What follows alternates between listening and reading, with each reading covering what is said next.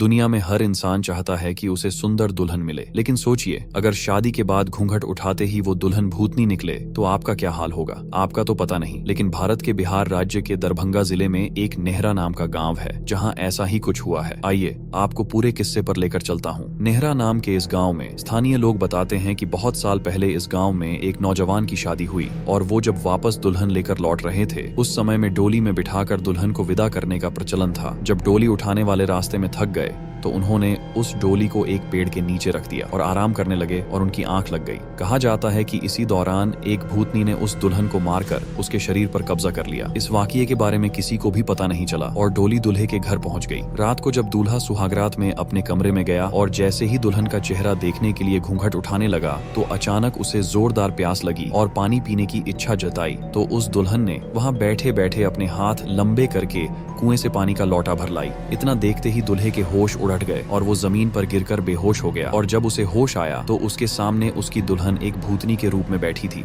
और उसने दूल्हे से कहा कि तुम मेरा राज जान चुके हो, इसलिए तुम्हारे पास मैं नहीं रह सकती। मैं इस गांव में एक दुल्हन की तरह आई हूँ और आज से ये सारा गांव मेरी निगरानी में रहेगा। सारे गांव वालों को बता देना कि वो अपने घर में रखा चूल्हा अगर उत्तर में हो तो उसे दक्षिण में रखे, जिससे गांव उन्नति और विकास करेगा। भूतनी के यह कहते ही गायब हो गई और उस दूल्हे ने सारी बात गांव वालों को बताई और सारे गांव वालों ने चूल्हे की दिशा में कर दी। शास्त्रों में बताया जाता है कि चूल्हे को दक्षिण में रखना अशुभ माना जाता है क्योंकि भूतों और यम की दिशा दक्षिण दिशा होती है। आमतौर चूल्हे को कहीं भी इस दिशा में नहीं रखते, लेकिन इस गांव के लोग कहीं भी चले जाए अपने घर के चूल्हे की दिशा दक्षिण में ही रखते हैं। इसी के साथ ये सच्ची घटना यही खत्म होती है। अगर आपके पास भी ऐसी ही कोई हॉरर कहानी हो तो कमेंट सेक्शन में जरूर शेयर कीजिए। मिलते हैं ऐसी ही किसी एक नई वीडियो के साथ।